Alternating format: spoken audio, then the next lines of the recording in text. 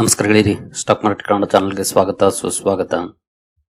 ಗೆಳೆಯರಿ, ವಿಡಿಯೋದಲ್ಲಿ ಮುಂದಿನ 1 ರಿಂದ 1.5 ತಿಂಗಳು ತುಂಬಾನೇ ಡಿಸ್ಕಷನ್ ನಲ್ಲಿರುವಂತಹ ಸೆಕ್ಟರ್ ಗಳ ಬಗ್ಗೆ ಕವರ್ ಮಾಡ್ತಾ ಇದ್ದೀನಿ. ಈ ಸೆಕ್ಟರ್ ಗಳ ಮೇಲೆ ಇಡೀ ಮಾರ್ಕೆಟ್ ಗಮನ ಇರುತ್ತೆ. ಯಾವ ರೀತಿಯ ಸುದ್ದಿಗಳು ಬರುತ್ತೆ, ಯಾವ ರೀತಿ ಪರ್ಫಾರ್ಮೆನ್ಸ್ ಬರುತ್ತೆ, ಎಕ್ಸ್ಪೆಕ್ಟೇಷನ್ ಗಳು, ಈ ರೀತಿ ಸಾಕಷ್ಟು ಸುದ್ದಿಗಳು ಇದ್ದೇ ಇರುತ್ತೆ. ಜೊತೆಗೆ ಅದಕ್ಕೆ ತಕ್ಕಂತೆ ಪರ್ಫಾರ್ಮೆನ್ಸ್ ಕೂಡ ನೋಡ್ಲಿಕ್ಕೆ ಸಿಗುವಂತ ಪ್ರಾಬಬಿಲಿಟಿ ಜಾಸ್ತಿ ಇರುತ್ತೆ. ಹಾಗಾದ್ರೆ ಯಾವ ಸೆಕ್ಟರ್ಸ್ ಯಾಕೆ ಸುದ್ದಿಯಲ್ಲಿರುತ್ತವೆ ಎಲ್ಲವನ್ನು ಕೂಡ ತಿಳ್ಕೊಳ್ಳೋಣ. ಮೊದಲಿಗೆ ಡಿಸ್ಕ್ಲೇಮರ್ ಕೊಡ್ಲಿಕ್ಕೆ ಇಷ್ಟಪಡ್ತೀನಿ. ಇಲ್ಲಿ ಕವರ್ ಮಾಡ್ತಿರುವಂತ ಯಾವುದೇ ಸ್ಟಾಕ್ ಅನ್ನು ಕೂಡ ರೆಕಮೆಂಡ್ ಮಾಡ್ತಿಲ್ಲ. ನೀವು ಫರ್ದರ್ ಸ್ಟಡಿ ಮೆಡಿಟೇಷನ್ ತಗೊಳ್ಬಹುದು. ಆಸ್ ಎಜುಕೇಶನಲ್ ಪರ್ಪಸ್ ನಾನು ವಿಡಿಯೋ ಮುಂದೆ ತರ್ತಾ ಇದ್ದೀನಿ. ಹಾಗೆ ಅಕೌಂಟ್ ಓಪನಿಂಗ್ ಲಿಂಕ್ ಡಿಸ್ಕ್ರಿಪ್ಷನ್ ಅಲ್ಲಿ ಇರುತ್ತೆ. ಹಾಗೆ ಫಾರ್ಮ್ ಕೂಡ ಇರುತ್ತೆ, ಫಿಲ್ ಮಾಡಬಹುದು ಇಂಟ್ರೆಸ್ಟ್ ಇರುವಂತವ್ರು.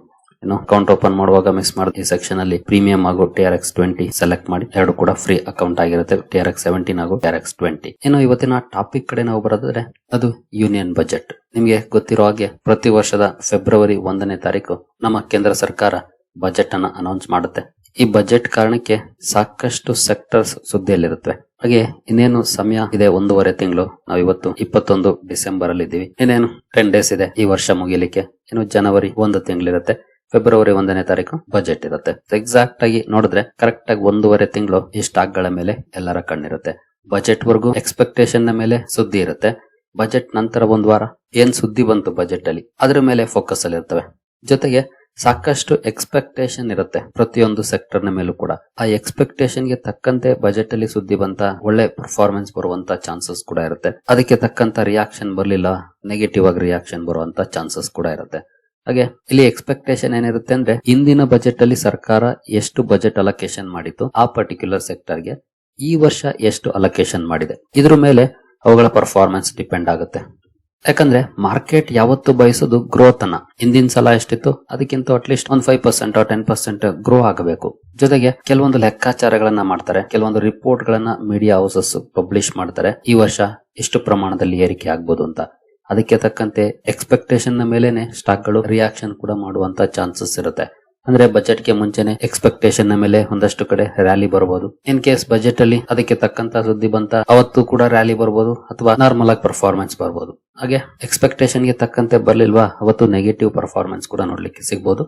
ಈ ರೀತಿಯ ಪ್ರಾಬಬಿಲಿಟಿ ಇದ್ದೇ ಇರುತ್ತೆ. ಇನ್ನು ಯಾವೆಲ್ಲ ಸೆಕ್ಟರ್ಸ್ ಬಜೆಟ್ ಸಂದರ್ಭದಲ್ಲಿ ಫೋಕಸ್ ಅಲ್ಲಿ ಇರುತ್ತವೆ ಆ ವಿಚಾರಕ್ಕೆ ನಾವು ಬರೋದಾದ್ರೆ ಮೊದಲಿಗೆ ಇನ್ಫ್ರಾಸ್ಟ್ರಕ್ಚರ್ ಗೆ ಸರ್ಕಾರ ಎಷ್ಟು ಪ್ರಮಾಣದ ಬಜೆಟ್ ಅನ್ನ ಅಲೋಕೇಟ್ ಮಾಡುತ್ತೆ. ಇನ್ಫ್ರಾಸ್ಟ್ರಕ್ಚರ್ ಅಂದ್ರೆ ರೋಡ್ಸ್ ಆಗ್ಬೋದು, ಪೋರ್ಟ್ಸ್ ಆಗ್ಬೋದು, ಪವರ್ ಕನೆಕ್ಟಿವಿಟಿ ಆಗ್ಬೋದು, ಟ್ರಾನ್ಸ್ಪೋರ್ಟೇಷನ್ ಆಗ್ಬೋದು, ಇದೆಲ್ಲವೂ ಕೂಡ ಇನ್ಫ್ರಾಸ್ಟ್ರಕ್ಚರ್ ಅಲ್ಲೇ ಬರುವಂತದ್ದು.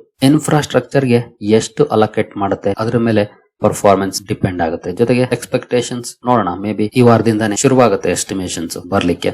ಹಾಗೆ ಈಗಾಗಲೇ ಕೆಲವು ರಿಪೋರ್ಟ್ ಗಳು ಕೂಡ ಬಂದಿದ್ದಾವೆ ಕೆಲವು ಸೆಕ್ಟರ್ ಗೆ ಸಂಬಂಧಪಟ್ಟಂತೆ. ಹಾಗಾದ್ರೆ ಇನ್ಫ್ರಾಸ್ಟ್ರಕ್ಚರ್ ಗೆ ಕಳೆದ ವರ್ಷ ಎಷ್ಟು ಪ್ರಮಾಣದ ಬಜೆಟ್ ಅಲೋಕೇಶನ್ ಮಾಡಿತ್ತು ಸರ್ಕಾರ. ಹಾಗೆ ರೈಲ್ವೇಸ್ ಕೂಡ ಇನ್ಫ್ರಾಸ್ಟ್ರಕ್ಚರ್ ಅಲ್ಲಿ ಬರುವಂತದ್ದು, ಅದ್ರ ಬಗ್ಗೆ ಕೂಡ ತಿಳ್ಕೊಳ್ಳೋಣ. ಅದಕ್ಕೆ ಮುಂಚೆ ಓವರ್ ಆಲ್ ಇನ್ಫ್ರಾಸ್ಟ್ರಕ್ಚರ್ ಗೆ ಎಷ್ಟು ಬಜೆಟ್ ಅಲೋಕೇಶನ್ ಮಾಡಿತ್ತು ಆ ವಿಚಾರಕ್ಕೆ ನಾವು ಬರೋದ್ರೆ ಯೂನಿಯನ್ ಬಜೆಟ್ 2025-26 ಅಲ್ಲಿ ನೋಡಬಹುದು 11.21 ಲಕ್ಷ ಕೋಟಿಯನ್ನ ಸರ್ಕಾರ ಅನೌನ್ಸ್ ಮಾಡಿದೆ.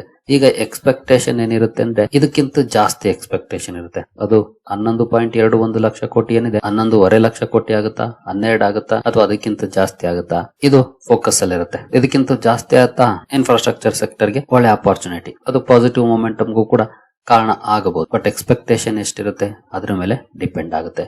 ಇನ್ನು ನೆಕ್ಸ್ಟ್ ರೈಲ್ವೇಸ್ ಇನ್ಫ್ರಾಸ್ಟ್ರಕ್ಚರ್ ಒಳಗಡೆನೆ ಬರುವಂತ ಸೆಕ್ಟರ್. ಯಾಕಂದ್ರೆ ಇದು ಕೂಡ ಟ್ರಾನ್ಸ್ಪೋರ್ಟೇಷನ್ ಅಲ್ಲೇ ಬರೋದ್ರಿಂದ ಇನ್ಫ್ರಾದಲ್ಲೇ ಬರುತ್ತೆ. ಹಾಗೆ ಕಳೆದ ಸಲ ಎಷ್ಟು ಕೊಟ್ಟಿದ್ದಾರೆ ನೋಡಬಹುದು, 2.65 ಲಕ್ಷ ಕೋಟಿಯನ್ನ ಸರ್ಕಾರ ಕೊಟ್ಟಿದೆ 2025-26 ಬಜೆಟ್ ಅಲ್ಲಿ. ಅಂದ್ರೆ ಫೆಬ್ರವರಿ 1 2025 ಏನು ಬಜೆಟ್ ಅನೌನ್ಸ್ ಆಯ್ತು ಆಗ 2.65 ಲಕ್ಷ ಕೋಟಿಯನ್ನ ಸರ್ಕಾರ ರೈಲ್ವೇಸ್ ಗೆ ಅಲೋಕೇಟ್ ಮಾಡಿದೆ. ಇಲ್ಲಿ ಗ್ರೋತ್ ಎಕ್ಸ್ಪೆಕ್ಟ್ ಮಾಡುತ್ತೆ ಮಾರ್ಕೆಟ್. ಗ್ರೋತ್ ಆಯ್ತಾ ಪಾಸಿಟಿವ್ ಮೊಮೆಂಟಮ್ ಬರ್ಬೋದು, ಇಲ್ವಾ ರಿವರ್ಸ್ ಕೂಡ ಆಗ್ಬೋದು. ಎರಡು ರೀತಿಯ ಚಾನ್ಸಸ್ ಇದ್ದೇ ಇರುತ್ತೆ. ಹಾಗೆ ಒಂದಷ್ಟು ಎಕ್ಸ್ಪೆಕ್ಟೇಷನ್ಸ್ ಬರ್ತಾ ಇರುತ್ತೆ. ಪ್ರತಿದಿನ ಕೂಡ ಒಂದಲ್ಲ ಒಂದು ಸುದ್ದಿಗಳು ಬರ್ಲಿಕ್ಕೆ ಶುರುವಾಗುತ್ತೆ ಇನ್ ಮುಂದೆ. ಅದಕ್ಕೆ ತಕ್ಕಂತೆ ಕೂಡ ಸ್ಟಾಕ್ ಗಳಲ್ಲಿ ರಿಯಾಕ್ಷನ್ ಕೂಡ ಬರುತ್ತೆ. ನೋಡ್ಬೇಕಾಗುತ್ತೆ ಈ 1.5 ತಿಂಗಳು ರೈಲ್ವೆ ಸ್ಟಾಕ್ ಗಳು ಯಾವ ರೀತಿ ಪರ್ಫಾರ್ಮೆನ್ಸ್ ಅನ್ನ ಮಾಡುತ್ತವೆ ಅಂತ. ಇನ್ನು ನೆಕ್ಸ್ಟ್ ಹೆಚ್ಚಿನ ಫೋಕಸ್ ಇರೋದು ಅಂತಂದ್ರೆ ಅದು ಡಿಫೆನ್ಸ್ ಸೆಕ್ಟರ್ ಗೆ. ಯಾಕಂದ್ರೆ ಈಗಂತೂ ಸುತ್ತನೂ ಶತ್ರುಗಳೇ ಜಾಸ್ತಿ ಆಗ್ತಿದ್ದಾರೆ. ಬಾಂಗ್ಲಾದೇಶ ಯಾವ ರೀತಿ ತಯಾರಾಗ್ತಿದೆ ಅನ್ನೋದು ನಿಮ್ಗೆ ಗೊತ್ತಿದೆ. ಪಾಕಿಸ್ತಾನದ್ದು ಯಾವ ರೀತಿ ಸಮಸ್ಯೆ ಆಗ್ತಿದೆ ಅಂತ ಗೊತ್ತಿದೆ. ಅದರಲ್ಲೂ ಮುನೀರ್ ಬಂದ ಮೇಲೆ ಪಾಕಿಸ್ತಾನದ ಆರ್ಮಿ ಚೀಫ್ ಆಗಿ ಸುಮ್ನೆ ಕಾಲ್ ಕೆರ್ಕೊಂಡು ಬರ್ತಿದ್ದಾರೆ. ಇನ್ನು ಚೈನಾದಂತೂ ಥ್ರೆಟ್ ಇದ್ದೇ ಇದೆ. ಇಂತಹ ಸಂದಿಗ್ಧ ಪರಿಸ್ಥಿತಿಯಲ್ಲಿ ಸರ್ಕಾರ ಡಿಫೆನ್ಸ್ ಸೆಕ್ಟರ್ ಗೆ ಯಾವ ರೀತಿ ಬಜೆಟ್ ಅನ್ನ ಅಲೋಕೇಶನ್ ಮಾಡುತ್ತೆ, ಇದು ಎಲ್ರಿಗೂ ಕುತೂಹಲ ಇದೆ. ಯಾಕಂದ್ರೆ ಸುತ್ತಮುತ್ತ ಶತ್ರುಗಳೇ ತುಂಬಿರುವಾಗ ಖಂಡಿತ ನಾವು ಡಿಫೆನ್ಸ್ ಅನ್ನ ಸ್ಟ್ರಾಂಗ್ ಮಾಡಲೇಬೇಕು. ಹಾಗಾಗಿ ಅತಿ ಹೆಚ್ಚಿನ ಎಕ್ಸ್ಪೆಕ್ಟೇಷನ್ ಡಿಫೆನ್ಸ್ ಇಂಡಸ್ಟ್ರಿಗೆ ಇರುತ್ತೆ. ಕಳೆದ ಸಲ ಡಿಫೆನ್ಸ್ ಇಂಡಸ್ಟ್ರಿಗೆ ಎಷ್ಟು ಅಲೋಕೇಟ್ ಮಾಡಿತ್ತು ಭಾರತ ಸರ್ಕಾರ ಅಂತ ನೋಡಿದರೆ 6.81 ಲಕ್ಷ ಕೋಟಿಯನ್ನ ಭಾರತ ಸರ್ಕಾರ ಕಳೆದ ಬಜೆಟ್ ಅಲ್ಲಿ ಅಲೋಕೇಟ್ ಮಾಡಿದೆ. ಇಂದಿನ ವರ್ಷಕ್ಕೆ ಹೋಲಿಸಿದ್ರೆ ಅಂದ್ರೆ 2024-25 ಬಜೆಟ್ಗೆ ಹೋಲಿಸಿದ್ರೆ 9.5% ಇನ್ಕ್ರೀಸ್ ಆಗಿದೆ. ಈ ಸಲ ಅದು ಎಷ್ಟು ಇನ್ಕ್ರೀಸ್ ಆಗುತ್ತೆ, 7 ಲಕ್ಷ ಕೋಟಿಯನ್ನ ದಾಟುತ್ತಾ, ಇದನ್ನ ನಾವು ನೋಡ್ಬೇಕಾಗುತ್ತೆ. ಜೊತೆಗೆ ಭಾರತ ಸರ್ಕಾರ ಕೂಡ ಎಸ್ಪೆಷಲಿ ನಮ್ಮ ರಿಕ್ವೈರ್ಮೆಂಟ್ ಜೊತೆಗೆ ಎಕ್ಸ್ಪೋರ್ಟ್ ಗೆ ಕೂಡ ಸಪೋರ್ಟ್ ಮಾಡ್ತಾ ಇದೆ. ಎಕ್ಸ್ಪೋರ್ಟ್ ಮಾಡಬೇಕು ಅಂದ್ರೆ ಖಂಡಿತ ಇಲ್ಲಿ ಆದ್ಯತೆಯನ್ನ ಕೊಡಬೇಕಾಗುತ್ತೆ, ದೊಡ್ಡ ಮಟ್ಟದ ಬಜೆಟ್ ಅಲೋಕೇಶನ್ ಮಾಡಬೇಕಾಗುತ್ತೆ. ಹಾಗಾಗಿ ದೊಡ್ಡ ಮಟ್ಟದ ಎಕ್ಸ್ಪೆಕ್ಟೇಷನ್ ಇದ್ದೇ ಇರುತ್ತೆ ಈ ಸಲದ ಡಿಫೆನ್ಸ್ ಬಜೆಟ್ ಅಲ್ಲಿ ಯಾವ ರೀತಿಯ ಅಲೋಕೇಶನ್ ಬರುತ್ತೆ ಅಂತ. ಡಿಫೆನ್ಸ್ ಸ್ಟಾಕ್ ಗಳನ್ನ ವಾಚ್ ಮಾಡಬಹುದು. ಮೇ ಬಿ ಇಲ್ಲಿ ಒಳ್ಳೆ ಗ್ರೋತ್ ಇರುವಂತಹ ಸಾಧ್ಯತೆಗಳು ಜಾಸ್ತಿ ಇದೆ ಆಸ್ ಆಫ್ ನಾವ್. ಬಟ್ ಇದು ಜಸ್ಟ್ ಎಕ್ಸ್ಪೆಕ್ಟೇಷನ್ ಅಷ್ಟೇ. ಆಕ್ಚುಯಲ್ ಆಗಿ ನಮಗೆ ಗೊತ್ತಾಗೋದು ಫೆಬ್ರವರಿ 1ನೇ ತಾರೀಕು. ಡಿಫೆನ್ಸ್ ಸೆಕ್ಟರ್ ನ ಶೇರ್ ಗಳನ್ನ ವಾಚ್ ಮಾಡಬೇಕಾಗುತ್ತೆ. ಈ 1.5 ತಿಂಗಳು ಯಾವ ರೀತಿ ಸುದ್ದಿಗಳು ಬರ್ತವೆ, ಯಾವ ರೀತಿ ರಿಯಾಕ್ಷನ್ ಬರುತ್ತೆ ಈ ದಿನಗಳಲ್ಲಿ. ನಂತರ ಅಗ್ರಿಕಲ್ಚರ್ ಸೆಕ್ಟರ್, ನಿಮ್ಗೆಲ್ರಿಗೂ ಗೊತ್ತಿರೋ ಹಾಗೆ ಭಾರತ ಕೃಷಿ ಪ್ರಧಾನ ದೇಶ. ಪ್ರತಿ ಸಲದ ಬಜೆಟ್ ಅಲ್ಲೂ ಕೂಡ ಫೋಕಸ್ ಇದ್ದೇ ಇರುತ್ತೆ. ಕೃಷಿಗೆ ಯಾವ ರೀತಿ ಆದ್ಯತೆಯನ್ನ ಕೊಡುತ್ತೆ ಸರ್ಕಾರ, ಎಷ್ಟು ಬಜೆಟ್ ಅಲೋಕೇಶನ್ ಮಾಡ್ತಾರೆ. ಹಾಗಾಗಿ ಕೃಷಿಗೆ ಸಂಬಂಧಪಟ್ಟಂತ ಕಂಪನಿಗಳನ್ನು ಕೂಡ ನಾವು ಫೋಕಸ್ ಮಾಡಬೇಕಾಗುತ್ತೆ. ಕಳೆದ ಸಲ ನೋಡಬಹುದು 1.37 ಲಕ್ಷ ಕೋಟಿಯನ್ನ ಸರ್ಕಾರ ಅಗ್ರಿಕಲ್ಚರ್ಗೆ ಕೊಟ್ಟಿದೆ. ಹಾಗಾಗಿ ಇಲ್ಲೂ ಕೂಡ ವಾಚ್ ಮಾಡಬೇಕಾಗುತ್ತೆ ಯಾವ ರೀತಿಯ ಸುದ್ದಿಗಳು ಬರ್ತವೆ ಅಂತ. ಇನ್ನು ನೆಕ್ಸ್ಟ್ ಇನ್ಕಮ್ ಟ್ಯಾಕ್ಸ್ ಗೆ ಸಂಬಂಧಪಟ್ಟಂತ ಚೇಂಜಸ್ ಅಂತೂ ಈ ಸಲದ ಬಜೆಟ್ ಅಲ್ಲಿ ಎಕ್ಸ್ಪೆಕ್ಟ್ ಮಾಡಕ್ ಆಗೋದಿಲ್ಲ. ಯಾಕಂದ್ರೆ ಈ ಹಿಂದಿನ ಬಜೆಟ್ ಅಲ್ಲಿ ಈಗಾಗಲೇ ಮಾಡಿಬಿಟ್ಟಿದ್ದಾರೆ ಒಂದಷ್ಟು ಬದಲಾವಣೆಗಳನ್ನ. ಹಾಗಾಗಿ ಈ ಸಲ ಏನು ಇನ್ಕಮ್ ಟ್ಯಾಕ್ಸ್ ಅಲ್ಲಿ ಬದಲಾವಣೆ ಆಗುತ್ತೆ ಅನ್ನೋದನ್ನ ಎಕ್ಸ್ಪೆಕ್ಟ್ ಮಾಡಕ್ ಆಗೋದಿಲ್ಲ. ಬಟ್ ಈ ಸಲ ಕ್ಯಾಪಿಟಲ್ ಮಾರ್ಕೆಟ್ ಗೆ ಸಂಬಂಧಪಟ್ಟಂತೆ ಏನಾದ್ರೂ ಬದಲಾವಣೆಗಳಾಗುತ್ತಾ ವಾಚ್ ಮಾಡಬೇಕಾಗುತ್ತೆ. ಯಾಕಂದ್ರೆ ಸಾಕಷ್ಟು ಡಿಸ್ಕಷನ್ಸ್ ಈಗಾಗಲೇ ಸ್ಟಾರ್ಟ್ ಆಗಿದೆ. ಸಾಧ್ಯವಾದಷ್ಟು ನೀವು ಕೂಡ ಇಂತಹ ಡಿಸ್ಕಷನ್ಸ್ ಅಲ್ಲಿ ಅಥವಾ ಎಂಗೇಜ್ಮೆಂಟ್ ಗಳಲ್ಲಿ ಭಾಗಿಯಾಗೋದು ಒಳ್ಳೆಯದು. ಟ್ವಿಟರ್ ಹಾಗೆ ಇತರೆ ಸೋಷಿಯಲ್ ಮೀಡಿಯಾ ಪ್ಲಾಟ್ಫಾರ್ಮ್ ಗಳಲ್ಲಿ. ಯಾಕೆಂತಂದ್ರೆ ಈಗಾಗಲೇ ಸಾಕಷ್ಟು ಡಿಸ್ಕಷನ್ ಸ್ಟಾರ್ಟ್ ಆಗಿದೆ. ಏನಂತಂದ್ರೆ LTCG ಹಾಗೂ STCG ಗೆ ಸಂಬಂಧಪಟ್ಟಂತೆ ಸಾಧ್ಯವಾದಷ್ಟು LTCG ಯನ್ನ ತೆಗಿಬೇಕು ಅನ್ನುವಂತ ಡಿಸ್ಕಷನ್ಸ್ ಕೇಳಿ ಬರ್ತಾ ಇದೆ. ಯಾಕೆಂತಂದ್ರೆ ನಾವು ಇನ್ವೆಸ್ಟ್ ಮಾಡ್ತೀವಿ ಅಂದ್ರೆ ಈಗಾಗಲೇ ಅರ್ನ್ ಮಾಡೋವಾಗಲೇ ಟ್ಯಾಕ್ಸ್ ಕಟ್ಟಿರ್ತೀವಿ. ಜೊತೆಗೆ ಭಾರತದ ಗ್ರೋತ್ ಗೆ ಕಾಂಟ್ರಿಬ್ಯೂಷನ್ ಮಾಡುವಂತ ಕಡೆ ಇನ್ವೆಸ್ಟ್ಮೆಂಟ್ ಅನ್ನ ಮಾಡ್ತಿದೀವಿ. ಮತ್ತೆ ಅದ್ರ ಮೇಲೆ ಟ್ಯಾಕ್ಸ್ ಹಾಕೋದು ಅಂತಂದ್ರೆ ಟ್ಯಾಕ್ಸ್ ಮೇಲೆ ಟ್ಯಾಕ್ಸ್ ಹಾಕೋದು ಆಗುತ್ತೆ. ಹಾಗಾಗಿ LTCG ಯನ್ನ ತೆಗಿಬೇಕು ಅನ್ನುವಂತ ಮಾತುಗಳು ಈಗಾಗಲೇ ಕೇಳಿ ಬರ್ತಾ ಇದೆ. ಹಾಗಾಗಿ ಸಾಧ್ಯವಾದಷ್ಟು ಅಂತ ಹೆಲ್ದಿ ಡಿಸ್ಕಷನ್ಸ್ ಅಲ್ಲಿ ನಾವು ಕೂಡ ಭಾಗಿಯಾಗೋದು ಒಳ್ಳೇದು. ಯಾಕಂದ್ರೆ ಇದು ಸರ್ಕಾರವನ್ನ ತಲುಪಬೇಕು. ಸರ್ಕಾರವನ್ನ ತಲುಪೋದಕ್ಕೆ ಈಗ ಒಳ್ಳೆ ಪ್ಲಾಟ್ಫಾರ್ಮ್ಸ್ ಅಂದ್ರೆ ಅದು ಸೋಷಿಯಲ್ ಮೀಡಿಯಾ. ಅವರು ತೆಗಿತಾರೋ ಬಿಡ್ತಾರೋ ಬೇರೆ ವಿಚಾರ, ಆದ್ರೆ ಡಿಮಾಂಡ್ ಅಂತೂ ಮಾಡ್ಬೇಕು. ಯಾಕಂದ್ರೆ ಡಿಮಾಂಡ್ ಮಾಡಿಲ್ಲ ಅಂದ್ರೆ ಯಾವ್ದು ಸಿಗೋದಿಲ್ಲ. STCG ಇದ್ರೆ ಇರ್ಲಿ, ಇಟ್ಸ್ ಓಕೆ. 1 ಇಯರ್ ಒಳಗಡೆ ಏನಾದ್ರು ಸೆಲ್ ಮಾಡೋದಾದ್ರೆ ಅಂತ ಕಡೆ STCG ಹಾಕೊಂಡ್ರು ಪರವಾಗಿಲ್ಲ. ಆದ್ರೆ LTCG ಯನ್ನ ರಿಮೂವ್ ಮಾಡಿದ್ರೆ ಖಂಡಿತ ಅದು ಕ್ಯಾಪಿಟಲ್ ಮಾರ್ಕೆಟ್ ಗೆ ಬಿಗ್ ಪಾಸಿಟಿವ್ ಡೆವಲಪ್ಮೆಂಟ್ ಆಗುತ್ತೆ. ಜೊತೆಗೆ ಇನ್ವೆಸ್ಟರ್ಸ್ಗೂ ಕೂಡ. ಯಾಕಂದ್ರೆ ಸಾಕಷ್ಟು ಕನ್ಫ್ಯೂಷನ್ಸ್ ಇರೋದಿಲ್ವಾ ನಾವೇನಾದ್ರೂ ಹಾಗೆ ಮಾಡಿದ್ರೆ. ಆ ನಿಟ್ಟಿನಲ್ಲಿ ಈಗ ಸಾಕಷ್ಟು ಡಿಸ್ಕಷನ್ಸ್ ಆಗ್ತಾ ಇದೆ. ಹಾಗಾಗಿ ಇಲ್ಲಿ ಏನು ಅಪ್ಡೇಟ್ ಅನ್ನ ಕೊಡುತ್ತೆ ಸರ್ಕಾರ, ಖಂಡಿತ ಇದ್ರ ಮೇಲೆ ನಾವು ಫೋಕಸ್ ಮಾಡಬೇಕಾಗುತ್ತೆ.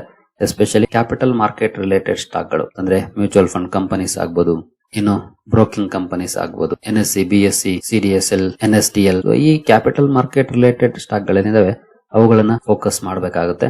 ಇನ್ ಕೇಸ್ ಈ ರೀತಿ ಡಿಸಿಷನ್ ಏನಾದ್ರೂ ಸರ್ಕಾರ ತಗೊಂಡ್ರೆ ಖಂಡಿತ ಅದು ಪಾಸಿಟಿವ್ ಡೆವಲಪ್ಮೆಂಟ್ ಆಗುತ್ತೆ ಇನ್ವೆಸ್ಟರ್ ಪಾಯಿಂಟ್ ಆಫ್ ವ್ಯೂ ನಲ್ಲೂ ಕೂಡ, ಹಾಗೆ ಕ್ಯಾಪಿಟಲ್ ಮಾರ್ಕೆಟ್ ರಿಲೇಟೆಡ್ ಸ್ಟಾಕ್ ಗಳಲ್ಲೂ ಕೂಡ. ಬಟ್ ಸರ್ಕಾರ ಏನ್ ನಿರ್ಧಾರ ತಗೊಳುತ್ತೆ ಗೊತ್ತಿಲ್ಲ.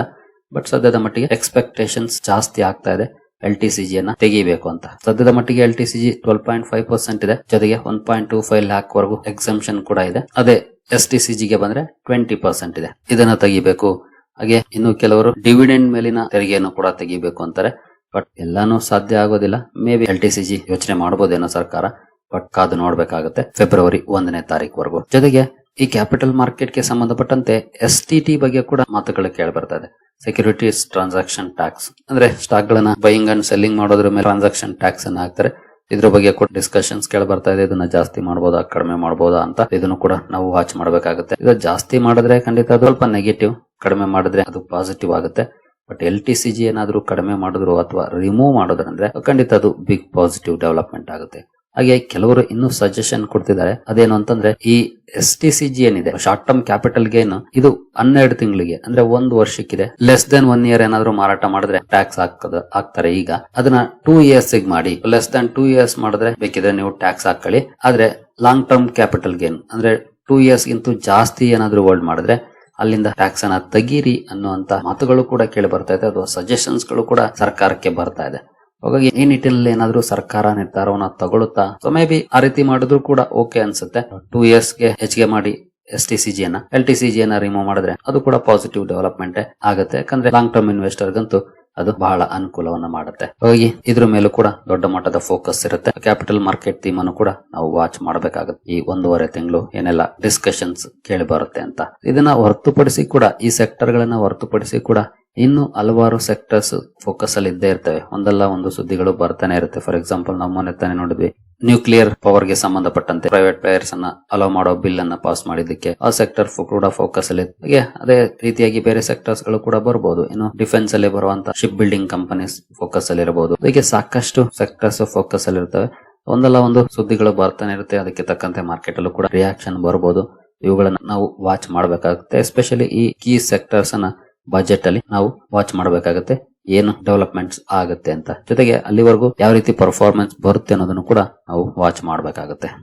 ಸರಿ ಗೆಳೆಯರೆ, ಈ ವಿಡಿಯೋ ನಿಮಗೆ ಇಷ್ಟ ಆಗಿದೆ ಅಂದ್ಕೊಳ್ತೀನಿ. ಮುಂದಿನ ವಿಡಿಯೋದಲ್ಲಿ ಸಿಗೋಣ. ಅಲ್ಲಿವರೆಗೂ ಜೈ ಹಿಂದ್, ಜೈ ಕರ್ನಾಟಕ.